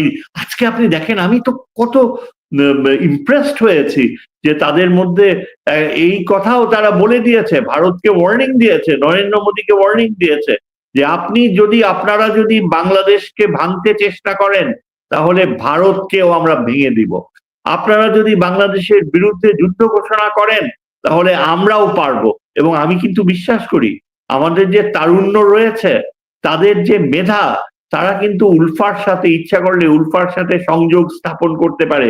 মণিপুর, নাগাল্যান্ড, মিজোরাম, এইখানকার যে ইউথ, তাদের সাথে আমাদের তারুণ্য, যে পাওয়ারফুল শিক্ষিত তারুণ্য, ওই ঘুষখোর তারুণ্য না, ওই চাঁদাবাজি তারুণ্য না, শিক্ষিত স্যাক্রিফাইসিং তারুণ্য, যেটা রিফ্লেক্টেড হয় এই যে হাদির মতো যে জীবন দিতে যাচ্ছে বলতে গেলে, এই যে তারুণ্য, তারা জেগে উঠেছে। আজকে আপনি যদি দেখতেন যে তাদের প্রসেশনস গুলো, তাদের বক্তৃতাগুলো, তারা ইচ্ছা করলে ভারতকে ভাঙতে পারবে। আমি দৃঢ়ভাবে বিশ্বাস করি ভারত যদি আমাদের ভাঙতে চায়, ভারত উত্তর পূর্বকে হারাবে। উত্তর পূর্ব ভারত আমাদের তারুণ্যের সহযোগিতায় উত্তর পূর্ব ভারতে আবার উলফার মতো সেই স্বাধীনতা সংগ্রামীরা হয়ে যাবে। আসলে 1947-এ কি হয়েছিল? ম্যাপ কখনো একই রকম থাকে না, কোনো বাউন্ডারি চেঞ্জেস। ঠিক ভারত যেভাবে বলে যে 1947-এর আনফিনিশড জব তারা ফিনিশ করতে চায়, আমরাও বলতে পারি যে 1947-এ 46-এ সরওয়ার্দী প্রমিসড হয়েছিল যে হিন্দুরা সবাই সাপোর্ট করবে, যে বাংলা আর আসাম মিলে আলাদা রাষ্ট্র হবে। হিন্দুরা বেমানি করছে। তারপরেও আমরা জানি যে পুরা নর্থ ইস্ট, তাদের অর্থনৈতিক অস্তিত্ব, ভূ রাজনৈতিক অস্তিত্ব বাংলাদেশের সাথে সংযুক্ত। ভারতের এই মানচিত্র স্থায়ী হতে পারে না, এটা কখনো স্থায়ী নয়। আমি জিওপলিটিক্সের ছাত্র হিসাবে বলছি যে সময় এগিয়ে এসছে, সময় সামনে আসছে, এবং এই যে আমাদের যে তারুণ্য জাগ্রত হয়েছে, ভারতের উত্তর পূর্বকে বিচ্ছিন্ন করার যে চিন্তা তাদের মাথায় এসছে, এটা অর্থহীন হবে না। এর পিছনে রয়েছে। এবং স্যার এই কথাটা তো ভারত খুব সিরিয়াসলি আমলে নিয়েছে, কারণ ভারতও জানে যে বাংলাদেশের তারুণ্যের শক্তি কত শক্তিশালী, কত কত মানে কি বলবো কঠিন বিপদ তারা মোকাবেলা করতে পারে। যার জন্য হাসনাত আবদুল্লাহর এই সেভেন সিস্টার নিয়ে এই বক্তব্য কিন্তু ভারত কিন্তু প্রতিবাদ জানিয়েছে কিন্তু সরকারিভাবে। তো এটা জানানোর কথা না, কিন্তু এটা তো কিন্তু অফিসিয়াল কোনো বক্তব্য না, এটা একটা পলিটিক্যাল পার্টির বা একটা তরুণ নেতার বক্তব্য। তার মানে তারা সেই এক্স্যাক্টলি। গুরুত্বটা দিচ্ছে যে মানে দে আর সামথিং, মানে এই ইয়াং জেনারেশনটা একটা সামথিং, তারা যদি এই কথা বলে এটাকে গুরুত্ব দিতেই হবে। আচ্ছা, আপনি যেটা বলছিলেন হ্যাঁ, ডক্টর খলিল কিন্তু স্যার ইনিশিয়ালি ভারত পাকিস্তান চীন আমেরিকা মিলে কিন্তু একটা চমৎকার একটা ব্যালেন্সের মধ্য দিয়ে যাচ্ছিলেন, ডিপ্লোম্যাটিক এক্স্যাক্টলি। ব্যালেন্স, এবং আমরা কিন্তু এই অনুষ্ঠানে স্যার তাকে এটা অ্যাপ্রিসিয়েট করছি। কিন্তু এখন কিন্তু আমি একটু এক্স্যাক্টলি। একটু একটু অন্যরকম দেখছি আর কি। তো আহ, না, সেই আমরা আশা জায়গায় করব। জি আমরা আশা করব। আমি কিন্তু এখনো আশাবাদী। আমি জানি ডক্টর খলিলের যে যোগাযোগ রয়েছে মার্কিন যুক্তরাষ্ট্র সহ পশ্চিমা বিশ্বের সাথে, স্ট্র্যাটেজিক এক্সপার্টসদের সাথে সে গত এই ১.৫ বছরের ভিতরে যে অসাধারণ যোগাযোগ রেখেছে, তিনি যে কোনো ইচ্ছা করলে তার সেই গুণাবলী রয়েছে যে ভারতীয় কূটনীতি, ভারতীয় মিথ্যাচার এবং ভারতীয় এই নিরাপত্তার ধারণাকে সে একেবারে ধূলিসাৎ করে দিতে পারে, যদি সে এই বিএনপির এই ক্যারট দ্বারা আসক্ত না হয়। খলিলের উচিত হবে শেষ বয়সে এসে তার স্বাধীন চেতা মনোবৃত্তি বজায় রাখা। কিন্তু আমি তার বডি ল্যাঙ্গুয়েজ দেখে কিন্তু ভীত সন্ত্রস্ত। তারেক জিয়ার সামনে যে সে যেভাবে মুখে আর্টিফিশিয়াল স্মাইল সৃষ্টি করছিল এবং ওই বিএনপির নেতৃত্বের সামনে তিনি যে কাচুমাচু ভাব দেখাচ্ছিল, এটা খলিলকে মানায় না, মোটেও মানায় না। তবে স্যার খলিলের ব্যক্তিত্ব রয়েছে এবং তবে সামনে নির্বাচনে মানে ভারতের প্রতি সহানুভূতিশীল বা কেউ যদি মনে করে যে আমরা ভারতের সমর্থন নিয়ে সরকার গঠন করব, বা আমাদের সরকার গঠনে বা নির্বাচিত হওয়ার জন্য ভারতকে আমাদের প্রয়োজন হবে, তারাই একটা বড় ভুল সিদ্ধান্ত নেবে বলে আমি মনে করি। এবং বর্তমান সময়ে ৫ই আগস্টের পরে আমরা আসলে বিএনপি জামাত মূলত এই দুইটা দলের মধ্যেই আমরা কিন্তু এক ধরনের মানে সবাই একটা লবিং লাগাই রাখছে আর কি স্যার, যে ভারতের একটা গুড হিউমারে থাকি, ভারতের সঙ্গে একটা রিলেশনশিপ এটা রাখি। তো, এটা দেখেন বাংলাদেশে একটা একটা তথ্য বাংলাদেশে কিন্তু আগুনের মতো ছড়িয়ে গিয়েছে এবং এটা বিএনপির জন্য ভয়ঙ্কর ক্ষতিকর। এই যে গতকাল যখন সর্বদলীয় ৭১টা মিটিং হলো এই হাদিকে নিয়ে, সেখানে বিএনপি উপস্থিত ছিল না। হুম, এই যে অনুপস্থিতি, এটা যে বিএনপিকে কোথায় নামিয়ে আনবে, কোথায় নামিয়ে এনেছে, এবং ভারতীয় কৃতদাস বৃত্তির যে প্রথম ইঙ্গিত বিএনপি প্রমাণ করে দিল, এটা এখন the whole nation versus BNP এই পরিস্থিতি সৃষ্টি হয়েছে। এবং এখন তারা একেবারে ঢাল ঢোক পিটিয়ে তাদের নেতার আগমনের জন্য অপেক্ষা করেছে এবং it will turn out to be a big disappointment. এই ছেলে এসে বিএনপি কে কি নেতৃত্ব দিবে আমার যথেষ্ট সন্দেহ রয়েছে, আমার যথেষ্ট ধরেন অনেকে যেটা বলেন যে বাইরে থেকে নেতৃত্ব, ধরেন ৮-১০ হাজার মাইল দূর থেকে নেতৃত্ব দেয়া বা দেশে এসে হাল ধরার মধ্যে একটু পার্থক্য আছে। আমরা একটা আশাবাদী হতে চাই আর কি, দেখি না কি হয়েছে, ওইটা অবজারভেশনে রাখি। তো হুম এবং আপনি আপনি তো স্যার ধরেন শহীদ প্রেসিডেন্ট জিয়াউর রহমানের সঙ্গে কাজ করছেন, তো আপনার আবেগের জায়গাটা অনেক বেশি আমি বুঝি, আপনার ক্ষোভের জায়গাটা অনেক বেশি সেটা আমি বুঝি। সেই জায়গাটা তো আমার আমি আপনাকে স্যার কিছু বলার নাই, যেহেতু আপনি জিয়াউর রহমানের সঙ্গে কাজ করা মানুষ, তার পলিসির সঙ্গে কাজ করা মানুষ। তো একটা ইস্যু স্যার আমি একটু আনতে চাই, সেটা হচ্ছে যে আমাদের মানে ওসমান হাদিকে যে সন্ত্রাসী গুলি করলো সে ইতিমধ্যেই ভারত চলে গেছে। এই বিষয়গুলো বিভিন্ন গোয়েন্দা সূত্র থেকে কনফার্ম করা হচ্ছে, এবং আমরা যেটা দেখছি যে সে ঢাকা থেকে কোথায় গেল, কোথা থেকে কোথায় গেল, কোথা থেকে কোথায় গেল, কিভাবে গেল, মানে সবই কিন্তু এখন মোটামুটি তারা বের করে ফেলছে। কিন্তু আপনি যদি দেখেন যে ওসমান হাদি যেদিন গুলিবিদ্ধ হলো দুপুর বেলায়, সেদিন রাত ১১টা ১০:৩০ বা ১১টায় ডক্টর ইউনূস সকল এজেন্সির শীর্ষদের কর্মকর্তাদের সঙ্গে বসে তিনি একটা কথাই বললেন যে এই অপরাধী যেন পালাতে না পারে।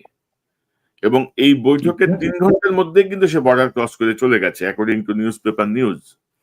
তো বাংলাদেশের এই যে ধরেন আমাদের এনএসআই, ডিজিএফআই, এসবি, ডিবি, এই যে এতগুলা সংস্থা কাজ করে, মানে ইউনূস সাহেব তো আসলে ধরেন আমাদের সেনাবাহিনীও ক্লিন করে নাই, পুলিশও ক্লিন করে নাই, প্রশাসনও ক্লিন করে নাই।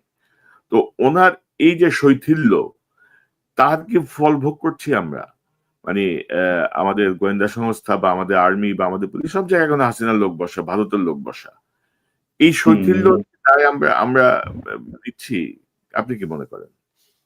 এটা একেবারে আপনি খুবই গুরুত্বপূর্ণ পয়েন্ট রেইজ করেছেন। নিরাপত্তা ক্ষেত্রে এটা যে কত বড় একটা অভিশাপ হয়ে দাঁড়িয়েছে। দেখেন, এটা তো ইউনূস সাহেব যখন বলল যে যেন ভারতে পালিয়ে না যেতে পারে, তখন কি তাকে আটকানো সম্ভব ছিল না? অবশ্যই সম্ভব ছিল। তখন আমরা এতদূরও জানি যে ওই বাইকটা পর্যন্ত আবিষ্কৃত হয়ে গিয়েছে, যেই বাইকে যেই বর্ডার দিয়ে পালিয়েছে, এবং ফিলিপ নামে এক লোক সেখানে বর্ডারে তাকে পার করেছে। কেন সেই ওই অঞ্চল, ওই বর্ডার সুরক্ষিত ছিল না আগে থেকে? কেন ডিজিএফআই আগে থেকে পদক্ষেপ নেয়নি? কেন পুলিশ বাহিনীর নিয়ন্ত্রণে থাকছে অবসরপ্রাপ্ত এক অর্ধমৃত ব্যক্তি, ওই যে খোদা বক্স চৌধুরী? তার সবচেয়ে বড় গুণ হচ্ছে সে চিরগনিয়ান। ইউনূস সাহেব চাটগাইয়ার লোক বসাবে এবং এমন অপদার্থদের এনে বসাচ্ছে যে কেউ একটা চাটগায়া চয়েসও কেউ অ্যাপ্রিসিয়েট করলো না। আপনি চিফ ইলেকশন কমিশনার বলেন, এই পুলিশের দায়িত্বে দেয়া অ্যাডভাইজারের কথা বলেন, কিংবা ওই যে মহিলা যে স্বাস্থ্য মন্ত্রণালয়ের দায়িত্বে, এরকম মানে বয়স্ক বিলুপ্ত বুদ্ধির মানুষকে কেন এখানে এনে বসায়? এবং যেখানে এই যে পুলিশের আইজিপি হয়ে বসেছে সেও একজনই। এর ফলে কি হয়? পুলিশের মধ্যে একটা অসন্তোষ রয়েছে। তারা চায় professional police officer, they want to run their organization. যাদের ডিউ পুলিশের আইজি হওয়ার, যাদের ডিউ ইন্টেলিজেন্স কে রান করা ইন্ডিপেন্ডেন্টলি, তারা কেন এইসব রিটায়ার্ড এই যে ফসিলদের দ্বারা পরিচালিত হবে? এবং তাই ঘটেছে। এদের কারণে ইউনূস সাহেব কিন্তু he is paying the price. এই ছেলে, এই ক্রিমিনাল ইন্ডিয়াতে হয়তো নিরাপদে পালিয়ে গিয়েছে। আজকে আমরা দেখতে পাচ্ছি যে ডিজিএফআই এর রিফর্মস হওয়ার সম্ভাবনা হতে পারত, এনএসআই রিফর্মস হতে পারত, যদি ডক্টর খলিল সেই ইনিশিয়েটিভটা নিত। এবং আমি এর আগে আরো বেশ কয়েকটা টক শোতে এটা বলেছি যে এখন ডক্টর খলিলের দায়িত্ব হবে, যখন ফজলুর রহমান কমিশন রিপোর্টস বের হয়েছে, বিডিআর হত্যার বিচার সত্যিকার অর্থে শুরু করার সময় যেসব ক্রিমিনাল অফিসার্স মিলিটারিতে যাদের heads should be rolling, why their heads are not rolling, why they are still in charge? Khalil কি করছে? ডক্টর খলিল নিরাপত্তা উপদেষ্টা, why he is not coming out publicly? Yunus না হয় বয়স্ক লোক, তার সীমাবদ্ধতা থাকতে পারে, but what does Khalil have to lose? He's got nothing to lose. All he has to do is show courage. এবং এখানে একটা অপদার্থ, ওই লেফটেন্যান্ট জেনারেল হাফিজ, ওটাকে জাতিসংঘ পিস কিপিং রোলে গিয়েছিল, গলা ধাক্কা দিয়ে ফেরত পাঠাইছে। টিমিডিটি, হি ফেইল। এই লোককে বসানো হয়েছে সেখানে সামরিক বাহিনীর রিফর্মস এর দায়িত্ব দিয়ে। এমন এমন লোকদের বসানো হয়েছে যাদের ব্ল্যাক স্পট। কে করছে এখানে? ওয়্যার ইজ দ্য যেটাকে আমরা বলি রিয়েল, ওই যে স্টেট বলে না, কি স্টেট জানি বলে, ওই হ্যাঁ, ওই যে স্টেট, লুকোনো রাষ্ট্র, আসল রাষ্ট্র, শব্দটা কি যেন ভুলে যাচ্ছে, যে যারা ডিপ স্টেট, হ্যাঁ, the deep state is running the show. Why doesn't Dr. Khalil wake up? কারণ তিনি এখন প্রফেসর ইউনূসের সবচেয়ে কাছে। আমি তো দেখি যে আমাদের তৌহিদ হোসেন এখন আগের চেয়ে এখন বেশ ভালো করছে। আজকে সে প্রেস কনফারেন্সে সরাসরি ভারতকে বলে দিয়েছে যে আমাদের ইলেকশন কি হবে না হবে সেটা ভারতের ইন্টারভেনশন আমরা চাই না। এইটুকু বলার মতো যে তার উচ্চ পর্যায়ে নিম্ন পর্যায়ের সাহস হয়েছে, সেটা আমি অ্যাপ্রিসিয়েট করি। কিন্তু খলিল কেন এত নিশ্চুপ? খলিল কি পররাষ্ট্রমন্ত্রী হওয়ার জন্য এতই ব্যাকুল?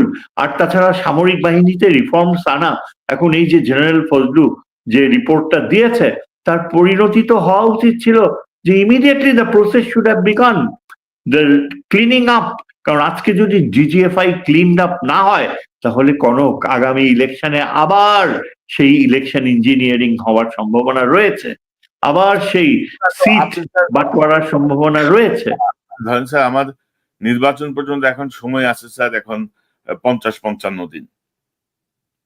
তো এর মধ্যে আপনি কি রিফর্মস করবেন স্যার? কারে কোথায় বসাবেন? আপনি স্যার জীবনে কোথাও শুনছেন যে লটারি করে এসপি নিয়োগ হয়, লটারি করে ওসি নিয়োগ হচ্ছে? আপনি গুরুত্ব অনুযায়ী তার ট্র্যাক রেকর্ড অনুযায়ী গুরুত্বপূর্ণ শহরে গুরুত্বপূর্ণ দায়িত্ববান লোককে আপনি বসাবেন। কিসের লটারি আপনি করতেছেন এখানে? ঠাট্টা চলছে স্যার। এবং ধরেন আমরা যদি বলি যে ডক্টর ইউনূস তো স্যার কিছু অপদার্থ অকর্মণ্য বসায় রাখছে, এটা তো স্যার আমরা বলছি। এবং ইউনূস তার নামের সঙ্গে তার যোগাযোগের সঙ্গেও কিন্তু সুবিচার করেন নাই। বর্ডার কিলিং কি বন্ধ হয়েছে? বর্ডার কিলিং তো বন্ধ হয়নি। বর্ডার কিলিং তো এই গত সপ্তাহে 2 জনকে গুলি করে মারছে। তো ইউনূস সাহেব কি পদক্ষেপ নিচ্ছেন? উনি তো চাইলে ওনার যে ব্যক্তিগত যে সংযোগ আন্তর্জাতিক কিছু তো আমাদের দৃশ্যমান হওয়া দরকার ছিল, তাই না? একটা করার কথা ছাড়া। এবং আপনি কি মনে করেন স্যার যে বিডিআর কেউ বলছেন, আমাকে কয়েকজন বলছিলেন তাদের অবজারভেশন, যে বিডিআর এর রিপোর্টটা সামনে আসার পরে ধরেন প্রতিদিনই কিন্তু সংবাদপত্রগুলোয় এটা নিয়ে নানা অ্যাঙ্গেলে আলোচনা হচ্ছিল, নানা রিপোর্ট আসছিল ইউটিউবে, টেলিভিশনে। তো হাদির ঘটনাটা কিন্তু সবকিছুকে সাবসাইড করে দিছে স্যার। তো এটাও কিন্তু একটা মানে তফসিল ঘোষণার পরদিনই তফসিলে একটা গুলি করে দেয়া হাদির মাধ্যমে, এবং বিডিআর এর ঘটনাকে আড়ালে নিয়ে যাওয়া, যেটাতে ঘুরে ফিরে ভারত এবং বিভিন্ন সংশ্লিষ্টতা আসছিল। আপনি কি মনে করেন স্যার এটা এখন আমাদের করণীয় কি? ইউনূস সাহেব কি করবে? কি করা যেতে পারে? আমি তো মনে করি যে হাদির ইনসিডেন্টটা এটা ক্যাটালিস্ট হিসাবে ইউনিফাই করবে ছাত্র সমাজ, যারা রাজনীতি দল করছে তাদেরকে একটা নতুন উচ্চতায় নিয়ে যাওয়ার মতো সম্ভাবনা সৃষ্টি হয়েছে। ডক্টর মাহমুদের মতো নেতা, কর্নেল হাসিন সহ, ব্রিগেডিয়ার নাসের সহ এরকম নেতা, এবং আমার মনে হয় এটা একটা শক্তিশালী সোর্স হিসাবে কাজ করবে। আজকে আমরা ওই গতকাল যে ভিক্টরি ডে সেলিব্রেশন দেখলাম, কতগুলো প্যারাট্রুপার্স লাফায় পড়লো, আর কতগুলো পুরনো প্লেন উড়লো, আর অডিয়েন্সে কারা ছিল? সব এই ক্ষমতাধর আমলা এবং তাদের পরিবারবর্গ। তারা খুব স্নিগ্ধ হাসির মাধ্যমে উপভোগ করছে, অথচ দেশে একটা মরণপর, Rome is burning and this guys are playing the flute. কাজেই এখন একটা বড় ধাক্কা আসতে হবে, এবং আমাদের সামরিক বাহিনীর যে রিফর্মস, যে পরিবর্তনগুলো আনার কথা, ইন্টেলিজেন্স, এগুলো অবশ্যই যদি না ঘটে তাহলে কিন্তু আগামী ইলেকশন আমাদের সিকিউরিটি এস্টাবলিশমেন্ট মুক্ত। এবং এটাই কিন্তু ইন্ডিয়া চেষ্টা করছে। ইন্ডিয়া এখন তাদের নিয়ন্ত্রণ, তাদের ডিপ স্টেট কিন্তু কাজ করছে যাতে আমাদের এই সামরিক বাহিনীর রিফর্মস গুলো না হয়, যাতে এখানে আমরা এই কোন রকমে একটা ইলেকশন, নামমাত্র ইলেকশন করিয়ে বিএনপিকে আবার ওই আওয়ামী লীগের জায়গায় ক্ষমতায় বসায় তারপরে আবার তাদের পুরনো খেলা তারা শুরু করবে। এটাই হচ্ছে কিন্তু ব্লু প্রিন্ট, এবং এই ব্লু প্রিন্টটা মানুষ, এই দেশবাসী রিজেক্ট করেছে। বিএনপি মুখ থুবড়ে পড়বে। বিএনপি নামে যে একটা অপদার্থ দল দাঁড়িয়ে রয়েছে, এরা জনগণের বিপক্ষে অবস্থান নিয়েছে, এবং এরা কিছুতেই রিফর্মস হতে দেবে না। আমি এখনো আশা করব যে প্রফেসর ইউনূস, ডক্টর খলিল এবং তার যে অ্যাডভাইজার্সদের ভিতরে দেয়ার আর সাম ভেরি প্রমিসিং পিপল, তারা শুধু ইলেকশন করছে, কিন্তু ইলেকশনের জন্য যে গুণগত পরিবর্তন সেগুলো আনেনি। আমার ভয়ের কারণ হচ্ছে যে কিছু কিছু লোক রয়েছে যারা কিন্তু নীরবে আমাদের এই প্রক্রিয়াকে ধ্বংস করে দিতে পারে। আপনি হয়তো জানেন না, আপনার নিউ ইয়র্ক থেকে আসা একজন মনির হায়দার নামে একজন অ্যাসিস্ট্যান্ট, সে তো ডিজিএফআই এর এজেন্ট, এখনো সে এখানে বসে আছে। এই আলী রিয়াজ এখনো সে তার বিরাট অর্জন নিয়ে নিউ ইয়র্ক দেশে ফিরে যায়, আবার ফেরত এসে আবার জয়েন করেছে। বলি ধরেন স্যার, আলী রিয়াজের এই যে ঐক্যমত্য কমিশন একটা টোটাল ফেলিয়ার, সে কিছুই করতে পারে না। পরে এত সমালোচনার পরে তার মেয়াদ শেষ হয়ে যাওয়ার পরে তাকে আবার মানে উপদেষ্টার মর্যাদায় তাকে আবার নিয়োগ দেওয়া হয়েছে বিশেষ সহকারী। এগুলা তো পলিটিক্যাল গভর্নমেন্টের থেকে বড় ফাজলামো হচ্ছে স্যার জাতির সাথে। এক্স্যাক্টলি। এরা একেবারে ইউনুসকে নিয়ন্ত্রণে রাখছে। ইউনুসের কোন রকমের ভয়েস নাই। Ali Riaz has got the links with the intelligence machinery, তারা ঠিক করেছিল। তারপর আরেকজন আবার ল অ্যাডভাইজার, তাকে নিয়ে অনেক রকমের কথা শোনা যায়। আমি কিছু বলতে চাই না, সে আমার প্রাক্তন কলিগ ছিল এবং আমাকে আমার খুব স্নেহধন্য ছিল এক সময়। তবে এরা যদি এই যে ইফতেখারুজ্জামান বলেন, বদিউল আলম মজুমদার, যারা কমিশন হেড করেছে, এদেরও লয়ালটিস কিন্তু questionable, because they are foreign passport holders. এরা এরা বাংলাদেশের নাগরিকত্ব তাদের কত গভীর রয়েছে, আদৌ তাদের সেই ত্যাগ স্বীকার করার মানসিকতা রয়েছে কিনা, but do they have an agenda, সেটাই হচ্ছে একটা বড় কথা। এখন তারা যদি সব ঠিক করে রাখে যে অ্যাজ এ কম্প্রোমাইজ যে কোনো মূল্যেই হোক বিএনপি কে তারা ক্ষমতায় বসাবে এবং তারপর মানে অল হানি উইল ফ্লো, তাহলে তো আমরা একটা বিরাট গৃহযুদ্ধের দিকেই যাচ্ছি। এখন যদি দেশকে বাঁচাতে হয়, যদি ব্লাডশেডের হাত থেকে রক্ষা পেতে হয়, তাহলে আমরা ভারতের সাথে সম্মানজনকভাবে আমরা আমাদের অবস্থান ব্যক্ত করব। ভারতকে আমরা উত্তপ্ত করতে চাই না, ভারতের কোনো ক্ষতিও করতে চাই না, ভারত ভেঙে যাক এটাও আমরা চাই না, কিন্তু at the same time we must be sure যে ভারত যেন বাংলাদেশকে ভাঙতে না পারে। আমরা আমাদের নিরাপত্তার জন্য যা প্রয়োজন তাই করব, আমাদের প্রতিরক্ষার জন্য যা করব, কিন্তু ভারত সেখানে বাদ সাধবে কেন? ভারত তো, আমরা তো ভারতকে বলে দেই না যে আপনাদের বাগডোগরা বেইসে কেন SS-400 ডিপ্লয় করছেন, আপনারা আমাদের ওই বর্ডারের কাছে আপনারা কেন এই রাফেল জেট বসিয়েছেন। আমরা তো তাদেরকে গাইড করি না, আমরা তো বলি না যে আপনারা 3টা কি বলে গ্যারিসন নতুন প্রতিষ্ঠা করেছেন, যেখানে অলরেডি পুরা একটা কোর 3টা ডিভিশন ডিপ্লয়, কেন? আমরা তো বলি না। কাজেই আমরা যেখানে তাদের আভ্যন্তরীণ প্রতিরক্ষায় হস্তক্ষেপ করি না, আমাদের প্রতিরক্ষায় তারা কেন হস্তক্ষেপ করবে? আমাদের সাথে পাকিস্তানের কি চুক্তি হলো, চীনের সাথে কি চুক্তি হলো, তিস্তা আমরা কিভাবে কাকে দেব, সেটা সম্পূর্ণ বাংলাদেশের নিজস্ব ব্যাপার। সেখানে যদি ভারত আমাদেরকে শ্রদ্ধার চোখে দেখে, যদি সম্মানের চোখে দেখে, তাহলে আমরাও ভারতকে সম্মানের চোখে দেখব। কিন্তু আনফরচুনেটলি সেটা সম্ভব হচ্ছে না। না, তবে স্যার ধরেন যেই যেই মানে কি বলবো, যে পার্সোনালিটি দেখানোর কথা, যে স্ট্রিক্ট আমাদের অবস্থান দেখানোর কথা, আমি একটা জিনিস একটু শেয়ার করি আপনার সাথে। আমি কদিন আগে আমার ফেসবুকে এটা শেয়ার করছিলাম যে ইহা একটি বিশ্ব বেহায়া সরকার। ধরেন এত কিছুর পরেও এই যে বিজয় দিবসের যে ভারতীয় সেনাবাহিনীর ইস্টার্ন কমান্ডের অনুষ্ঠানে বাংলাদেশ থেকে যোগ দেওয়ার জন্য 2জন সার্ভিং অফিসার সহ 20 জন সেখানে গেছেন, 10 জন আর পরিবার সহ। এটা led by brigadier general MD Lutfor Rahman এবং মেজর কি শেরি শাহবাজ, এই 2জন সার্ভিং আর্মি অফিসার সহ 8 জন মুক্তিযোদ্ধা এবং তাদের পরিবারকে নিয়ে তারা গেছেন। এবং আমি আজকে দেখছিলাম যে তাদের একটা ছবি দেখলাম যে বাবা, মানে কি আনন্দ তাদের, মানে কি আনন্দ, বাতাসে এমন একটা অবস্থা স্যার তাদের, সবাই ধন্য হয়ে গেছে স্যার, বুঝছেন তো। তো যেখানে স্যার ধরেন লাঞ্ছনা, মানে আমাদের অপরাধী সত্তার আশ্রয় দিয়ে বাংলাদেশকে একটা অস্থিতিশীল পরিবেশ সৃষ্টি করতে চাচ্ছে, সেখানে এই যে যাওয়াটা, এটা এক ধরনের বেহায়াপনা স্যার, তাই না? আপনি না, আপনি কেন যাবেন? আপনি বলেন যে কিসের তোমাদের আনন্দ উৎসবে আমাদের যাইতে হবে। তারপর আবার নরেন্দ্র মোদী আঘাত করলো তার এই ফেসবুক পোস্টের মাধ্যমে।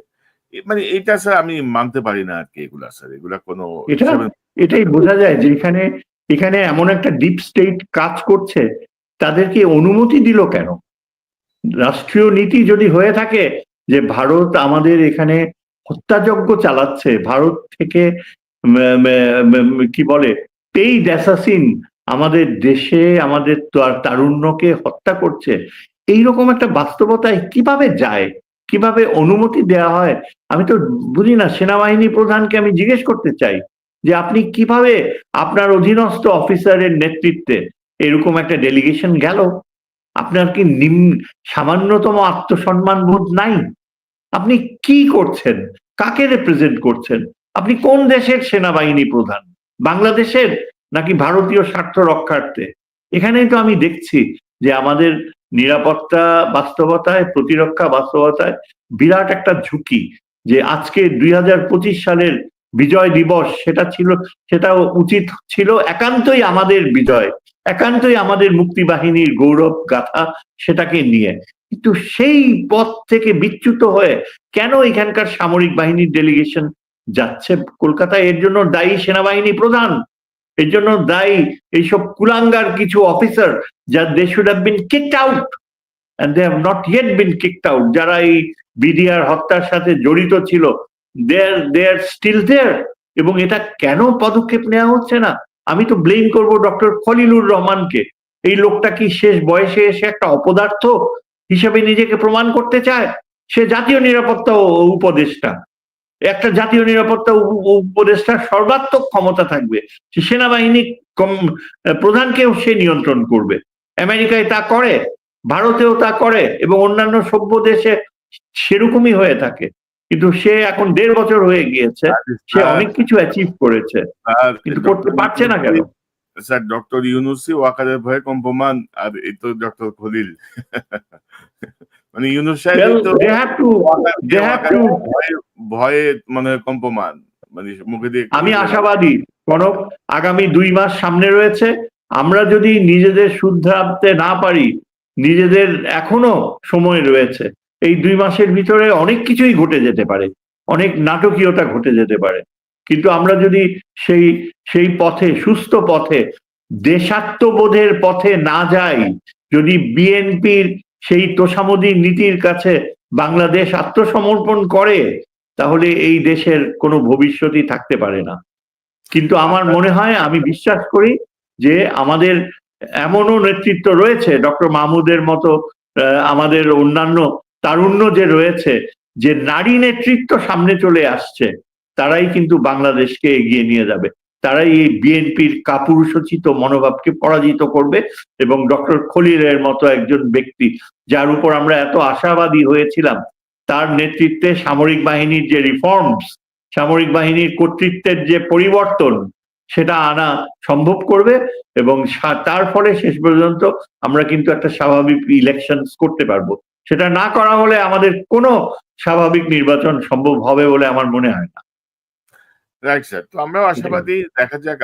আশা তো করতে চাই, কিন্তু আমরা তো বারবার স্যার আশা করি, ভরসা করে কাউকে বসাই, সেই আমাদেরকে ডোবায়।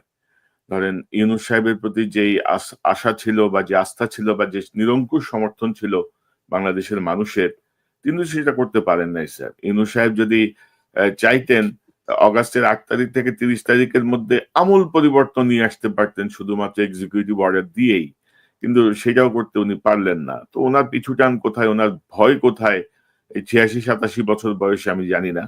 উনি আর কি চান, সেটাও একটা প্রশ্ন। তো স্যার, আমরা অপেক্ষা করি। তবে 2001 সালের রাজনীতি 2025 সালে যে চলবে না, এবং আমাদের যে ইয়াং জেনারেশনের যে মনোভাব, এটা যদি আমরা ধরতে না পারি, রাজনৈতিক দলগুলো যদি এটা ধরতে না পারি, আমরা যদি আবার ধরেন স্যার ইসলামিক রাজনীতির নামে যদি আমরা অতি ইসলামিস্ট আচরণ করি, মেয়েদের কর্মঘণ্টা কমাই দিতে চাই, আমরা যদি বাউলদের ধরে ধরে পিটাই, আমরা যদি গান গাইতে গেলে ওখানে বাধা দিই, মানে বৈশ্বিক যে পরিবর্তন বা বাংলাদেশের মানুষের মনোজগতের যে পরিবর্তন, সেটাকে আপনি কি চাপ দিয়ে কি কিছু করতে পারবেন? পারবেন না। সো অতি ইসলামিস্ট আচরণগুলো থেকে বের হয়ে আসতে হবে, ভারত রীতি থেকে বের হয়ে আসতে হবে। মনে রাখতে হবে, এটা 2001 না, 2025। মাঝখানে 24 বছর চলে গেছে, এবং 24 বছরে এই তরুণ প্রজন্ম, নতুন ভোটার, তাদের মনোজগতের যে বৈশ্বিক হাওয়া, যে বৈশ্বিক পরিবর্তন, যে স্ট্রেট ফরওয়ার্ডনেস, যে সাহসী বিষয়, সেটাকে আমরা যদি ওভারলুক করি, তাহলে আমরা বিপদে পড়বো। স্যার, আপনার শেষ মন্তব্যটা নিতে চাই। ধন্যবাদ। আমি মনে করি যে এই আগামী দিনগুলোতে আমরা আরো বেশি বাস্তববাদী পরিবর্তন দেখতে পারবো, যে বিএনপি যেন তার জ্ঞান ফিরে পায়, ভারতীয় গোষ্ঠী যে বিএনপিতে লুকিয়ে আছে, এদেরকে যেন বিএনপির সাধারণ মেম্বাররা বহিষ্কার করে, গলা ধাক্কা দিয়ে। হাজার হাজার লক্ষ লক্ষ বিএনপি সাপোর্টার রয়েছে, তারা ভুল হতে পারে না, তারা এই ধরনের নেতৃত্ব তারা কখনো মেনে নিতে পারে না।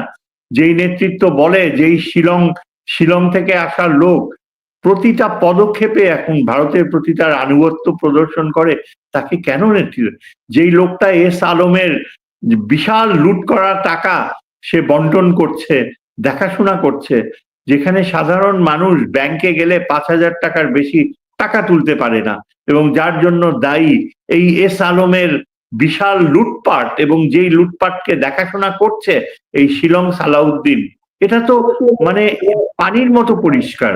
সুতরাং সেখানে বিএনপি যে সাধারণ সদস্যরা এগিয়ে আসবে, তারা সাহসিকতার সাথে তারা এই ভারত তোষণ নেতৃত্বে অবসান ঘটাবে, সেটাই আমি চাই।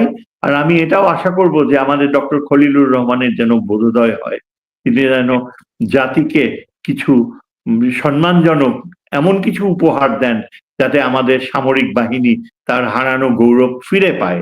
এগুলোই আমার এখন মূল কামনা। জি, ধন্যবাদ অধ্যাপক এম শাহিদুজ্জামান, আপনাকে অসংখ্য ধন্যবাদ আপনার মূল্যবান সময়ের জন্য। অসংখ্য ধন্যবাদ স্যার। ধন্যবাদ। দর্শক, এতক্ষণ যারা এই অনুষ্ঠান শুনলেন, নিশ্চয়ই আপনারা এই আলোচনার মর্মার্থ উপলব্ধি করতে সক্ষম হবেন। ভারত আমাদের প্রতিবেশী, আমরা প্রতিবেশী তো পাল্টাতে পারবো না, কিন্তু প্রতিবেশী পাল্টাতে না পারলেও প্রতিবেশীর চোখ গরম করা, গরম চোখ আমরা মেনে নেব না। অন্তত 5ই আগস্ট জুলাই বিপ্লবে হাসিনা যেভাবে লেজ তুলে পালিয়েছে, তারপরে ভারতের এই বোধোদয় হওয়া উচিত যে বাংলাদেশের মানুষের মনোজগতে একটি আমূল পরিবর্তন হয়েছে। আপনি চোখ রাঙিয়ে কাউকে গুলি করে মেরে কোনো একটা অস্থিতিশীল পরিবেশ তৈরি করে আপনি করতে পারবেন না। তো বেটার ভারতের বোধোদয় হোক, বাংলাদেশের রাজনীতিবিদদের মধ্যে যারা ভারতের দালালি করছেন, তোষণ করছেন, তাদের বোধোদয় হোক। না হলে কিন্তু এই তরুণ প্রজন্ম, মানে জেনজি যাদেরকে বলা হচ্ছে, তারা তো বটেই, মানে 2001 থেকে 2001 সালে যার জন্ম, এখন তার বয়স 24 বছর, তার যে মনোজগৎ, তার যেই বৈশ্বিক যেই পরিবর্তনের যে হাওয়া তার মনে, তার যে সাহসিকতা, আমার মনে হয় যে পুরান ধাঁচের যে রাজনীতি, সেই রাজনীতি থেকে প্রত্যেককে বের হয়ে আসতে হবে। পাশাপাশি আমরা আমাদের দেশের মানুষ ধর্মভীরু, দেশের মানুষ 90% বেশি মানুষ মুসলিম, কিন্তু অতি ইসলামিস্ট আচরণ আমার মনে হয় না বাংলাদেশিরা কখনোই পছন্দ করেছে অতীতে বা ভবিষ্যতেও করবে। সেই জায়গায় আমাদেরকে সতর্ক থাকতে হবে। সর্বোচ্চভাবে আমাদেরকে জুলাই বিপ্লবকে ধারণ করতে হবে। বিপ্লবের যেই সংস্কার দাবিতে, যেই গণতন্ত্রের জন্য, যে মত প্রকাশের অধিকারের জন্য আমরা রুখে দাঁড়িয়েছিলাম, সেই দাবি প্রতিষ্ঠিত হতেই হবে। এখানে কোনো বাধা কোনোভাবেই মেনে নেওয়া হবে না। এটা কেউ করেও টিকে থাকতে পারবে না। আবারও দেখা হবে ইনশাআল্লাহ। আসসালামু আলাইকুম।